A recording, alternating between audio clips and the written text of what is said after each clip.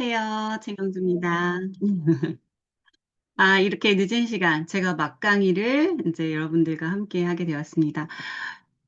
지금 호스트님이 말씀해 주신 것처럼, 우리가 일을 결단을 했고, 우리가 배웠고, 그러면 그 안에서 우리가 함께 할 때 어떤 것들을 주의하고 어떤 것들을 유념해야 될까라는 부분을 알려드리려고 해요. 저희한테는 크게 라인십이라는 것이 있는데, 세 가지로 나눠볼 수 있습니다. 스폰서십, 파트너십, 형제십. 그중에 호칭을 한번 정리를 해볼게요. 여기 이렇게 우리가 사업을 시작하게 되면 우리는 이제 가게를 세 개를 갖고 시작을 하잖아요. 여기에 있어서 나라는 사람은 A, B, C, D로부터 스폰서의 역할을 하게 됩니다.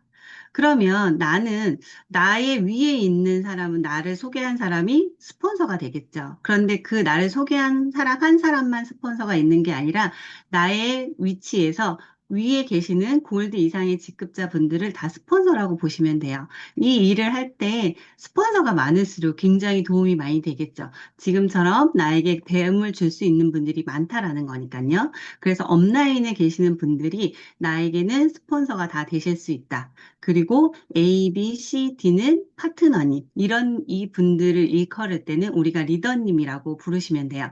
A와 B, B와 C 이렇게 형제 라인이라고 보는데 이런 분들도 같이 우리가 리더님이라고 호칭을 하게 됩니다. 좀 더 정확하게 자세하게 얘기를 해드리면 나로부터 하위 라인에 있는 분들은 나의 파트너로서 리더님이라고 호칭하시면 되고요. 나의 업라인에 있는 분들은 스폰서라고 인지하시면 됩니다. 그리고 A와 B, 뭐 B와 C, C와 D 이렇게 형제에 계시는 분들도 형제 라인이라고 하지만 이분들을 호칭할 때는 저희가 리더님이라고 부르시면 될 것 같아요. 그러면 이렇게 스폰서가 있고 형제 라인이 있고 파트너가 있잖아요. 그럼 각자 어떻게 어떤 역할을 해야 되는지 그 부분을 한번 알아보도록 하겠습니다. 제일 먼저 스폰서예요. 제가 여기다 스폰서도 사람이다. 완벽한 존재는 아니다라고 적어놨잖아요.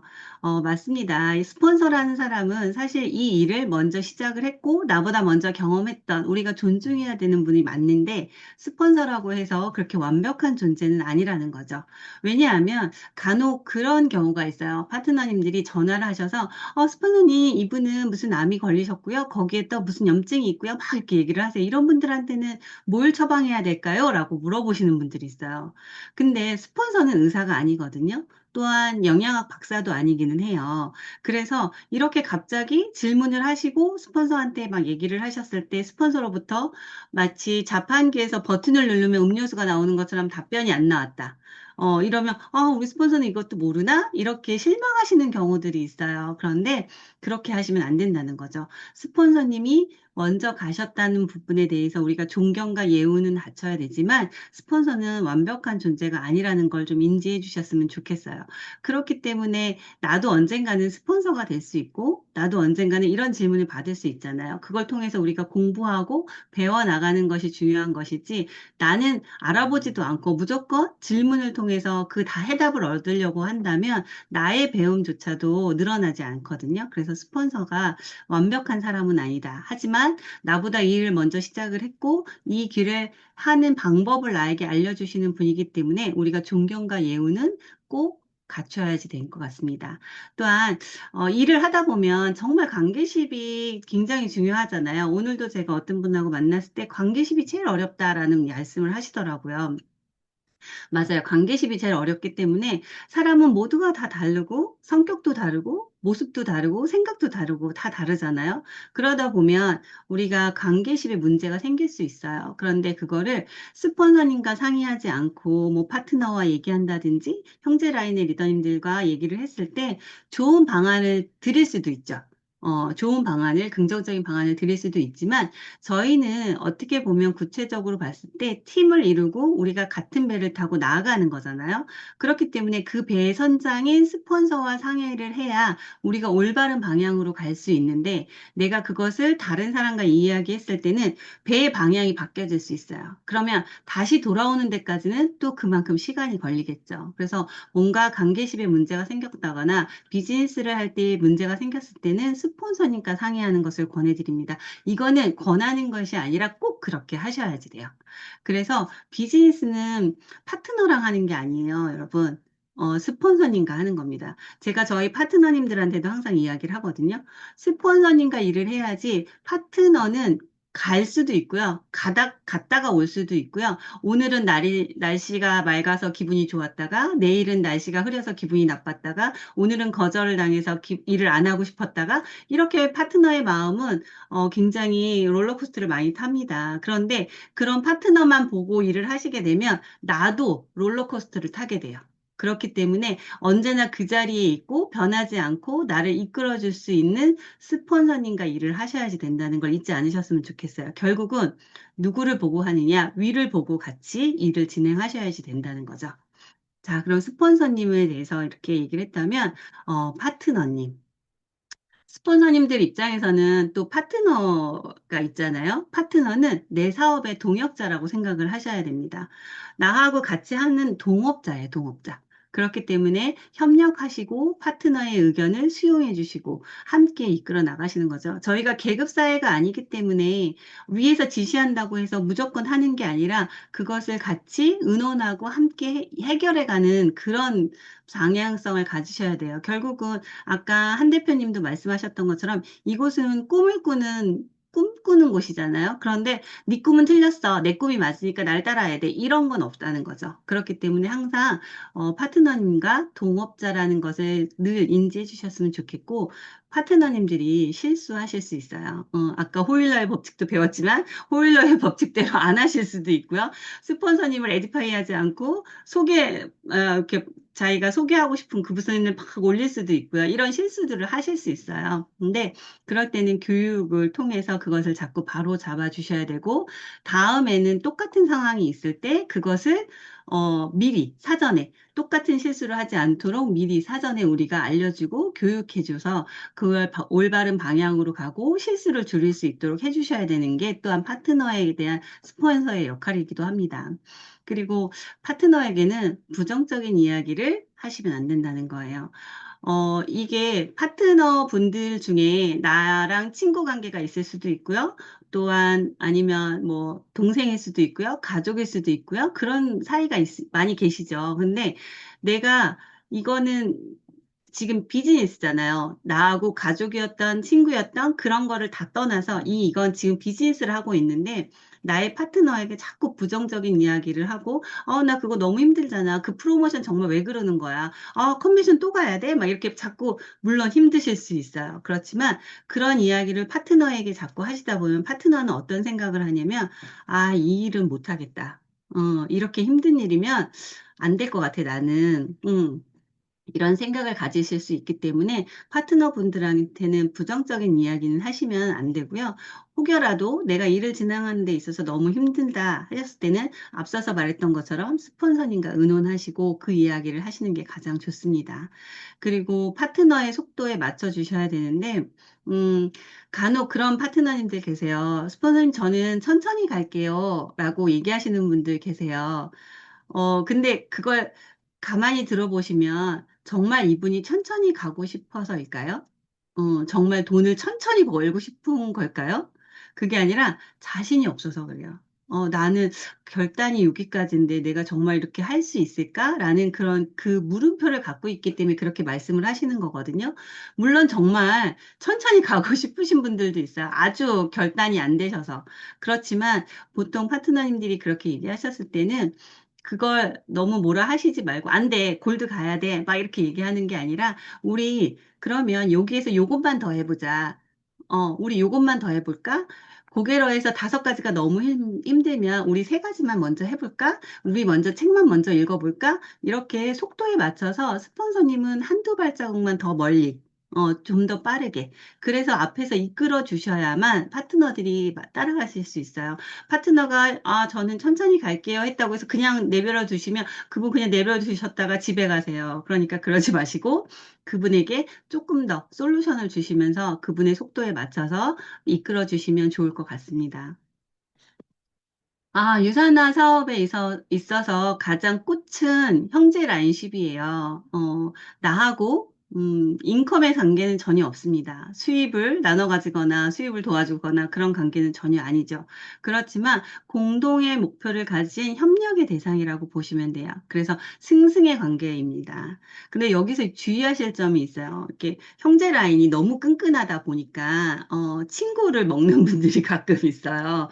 우리가 스폰서하고 파트너하고 뭐 이렇게 있다가 홈미팅을 가거나 또 행사에 갔을 때 옆에 오신 형제라인 리더님이, 이렇게 봤더니 나하고 동갑이야. 봤더니 고향도 같아. 그랬더니, 그날부터 친구가 됐어. 그래서 막 호칭을, 이름 부르고, 아니면 뭐, 야, 너, 막 이렇게 하거나 반말하시고, 막 이러는 분들이 간혹 있어요. 근데 절대 그러시면 안 됩니다. 우리가 늘 얘기하지만 이게 일이잖아요. 일을 할 때 호칭이라는 것은 굉장히 중요한 것 같아요.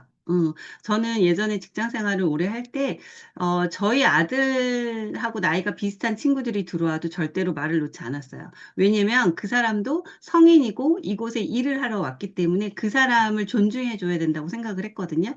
그래서 우리가 호칭이라는 것이 내가 지킬 수 있는 선을 어떻게 보면 그어 놓은 거라고 보셔야 돼요. 그래서 우리가 형제 라인끼리 친구가 아니라는 거. 그래서 뭐 어디 가서도 막 이름을 부르거나 야, 너 뭐 이런 호칭을 쓰시면 안 된다는 거 유념해 주셨으면 좋겠습니다. 그리고 형제 라인은 서로를 보면서 사실 되게 많이 배워요. 그게 부정적인 거든 긍정적인 거든. 그런데 이왕이면 어떤 걸 배워야 될까요? 긍정적인 면을 배워야 되겠죠. 그래서 우리가 서로 함께 하는 일이고 팀을 키우는 일이기 때문에 서로 좋은 면을 보여주고 그것을 우리가 따라서 배워야 되는 것을 유념해 두시고 항상 그걸 기억해 주셨으면 좋겠어요. 형제 라인십에 있어서 가장 좋은 예는 선의의 경쟁자인 것 같습니다. 우리가 함께 했을 때 간혹 이제 그게 있어요. 저도 골드를 갈 때 형제란 리더님이 언제 골드 올 거냐고, 언제 할 거냐고 계속 저한테 물으셨거든요. 그러니까, 이게 지금 내가 때가 됐나 보다. 내가 이게 해야 할 때인가 보다. 그런 생각이 들어서 저도 그때 결단을 하고 골드를 진행했던 경험이 있습니다. 지금 리더님들이 누군가가 옆에서, 리더님 언제 올 거예요? 언제 피쳐갈 거예요? 이거 왜 결단 안 하세요? 막 이런 얘기를 막 들으신다면 그때가 지금 내가 때가 됐다라고 느끼셨으면 좋겠어요. 그래야만 정말 자기도 성장하고 옆에 있는 동료들도 파트너들도 그걸 보고 힘을 얻을 수 있거든요. 그래서 그게 선의의 경쟁을 하는 것이 가장 올바른 형제 라인십이라고 보시면 될 것 같아요. 그래서 형제 라인끼리는 항상 긍정적이고 축하해주고 배려해주고 인정해주는 그런 모습을 가져가시면 정말 멋진 팀이 될 것 같습니다. 그렇게 저희가 스폰서십 그리고 파트너십, 형제 란십에서 알아봤는데 조금 더 딥하게 우리가 구체적인 예를 몇 가지 우리가 유념해야 되는 예를 몇 가지 들어볼까 해요. 저희 우분투 팀은 이게 엄청 잘 되고 있어요. 더치페이 문화. 그런데 간혹, 우리가 2대1 미팅을 간다거나 스폰서하고 미팅을 한다거나 했을 때 차값을 스폰서가 내야 된다라고 생각하시는 분들도 계실 수 있어요. 초기 사업자인 경우에. 그런데, 그러다 보면 스폰서는 사실 우리가 우스갯소리로 밥 사다가 끝나겠다. 이런 얘기를 하기도 하거든요. 그래서 우리가 언제나 파트너의 위치에 있을 수 있는 건 아니에요. 나도 미팅을 가야 되고 하잖아요. 그러면 이 문화가 정말 잘 자리 잡아야 서로가 부담이 없는, 우리가 맨날 얻어먹는다는 것도 사실 부담스러울 수 있어요. 그렇기 때문에 항상 이것을 좀 유념해 주셨으면 좋겠고, 그렇다고 해서 저희 스폰서님들이 아예 뭐 안 쓰시는 건 아니잖아요. 간혹, 오늘은 제가 차를 대접하겠습니다. 식사를 대접하겠습니다. 했을 때는 정말 감사한 마음으로 받으시면 되는데 평소에 우리가 미팅이 있거나 이랬을 때는 더치페이 문화를 꼭 가져가 주셨으면 좋겠습니다. 그리고 경조사예요. 저희가 이제 팀이 커지다 보니까 경조사에 대한 이야기도 간혹 나오기는 해요. 근데 유니스타즈 내규에는 경조사는 나의 직계까지 그룹에서 지원해주고 하고 있습니다. 그래서 저희 우분투 팀도 그룹의 룰을 따라서 경조사는 나의 직계까지 나의 와이프, 나의 부모님, 나의 자녀까지만 챙기는 걸로 이렇게 정리를 하겠습니다. 그리고 우리가 일을 하다 보면 유산화의 꽃, 리엔트리가 있죠. 그런데 우리 스폰서님의 리엔트리는 몇 개가 있을까? 그 리엔트리는 어디에 가 있을까? 나는 안 주나? 이런 생각을 혹여라도 하실 수 있어요. 궁금하실 수 있죠. 그런데 리더님들 가만히 잘 생각해 보면 스폰서의 리엔트리가 나의 하부 라인에 온다. 그러면 반대로 생각하면 스폰서님이 나의 파트너가 되는 거예요. 그쵸? 왜냐면 스폰서의 리엔트리가 내 밑으로 내려왔으니까.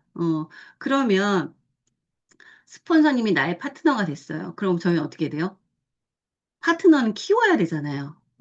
그러니까 내가 스폰서님의 그 리엔트리를 키워나가야 되는 거예요. 그 리엔트리가 나에게 와서, 와, 좋다, 이게 아니라 그 리엔트리는 나에게 온 나의 파트너이기 때문에 내가 최선을 다해서 키워야 된다라는 마음을 가지셔야 돼요. 그냥 가만히 받아서, 와, 좋다, 이렇게 끝나시면 안 되고. 그렇기 때문에 어떻게 보면 스폰서님의 리엔트리는 굉장히 부담스러우실 수 있어요.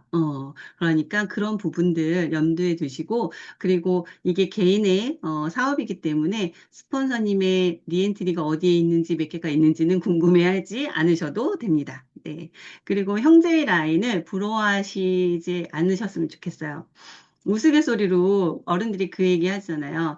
이 집이나 저 집이나 들어가 보면 다 똑같다. 이런 얘기 하시거든요. 저 형제 라인 리더님네는 뭔가 되게 재미있는 것 같고, 뭔가 액티비티한 것 같고, 교육 프로그램도 따로 있는 것 같고, 뭐 모임도 한 것 같고, 막 이렇게 부러워서 막 우리 팀은 왜 그런 게 없지? 막 이렇게 하시는 분들이 있을 수 있어요. 그런데 그럴 때 그걸 반대로 생각하셔서, 스폰서님, 저희 연신 리더님네 뭔가 새로운 교육 프로그램이 있는 것 같아요. 우리도 그거 한번 반영해 볼까요? 이렇게 의견을 주시는 게 맞습니다. 그쪽에서 벤치마킹 할 게 있다면 우리가 스폰서님과 의논해서 그것을 해야지, 저거 너무 좋을 것 같은데 저 팀 가고 싶다. 막 이렇게 하는 것이 아니라 그걸 보고 내가 내 팀에 적용해서 내 팀을 키워보자. 이런 마음을 가지시는 게 가장 훌륭한 리더님의 모습이 아닐까 생각합니다. 제가 오늘 교육을 조금 일찍 끝내달라고 해서 엄청 말을 빨리 했어요. 리더님들. 다음에 또 줌 미팅도 있고 해서. 그래서, 너무 빨리 말을 해서 조금, 정신이 없으셨을 수도 있는데, 마지막은 이겁니다. 우리는 시작하는 순간 스폰서이자 파트너입니다. 영원히 내가 파트너의 자리에만 있으실 수 없어요. 성장하셔야 되잖아요. 성장하려면 나도 파트너가 생겨야 되겠죠. 그럼 나도 스폰서가 되어야 합니다.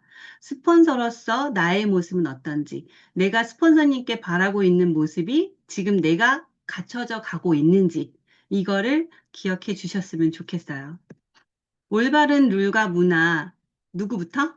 나부터 실천하는 우분투 팀이 되었으면 좋겠습니다. 이상 강의 마치겠습니다. 감사합니다. 네, 감사합니다. 저희는 최초의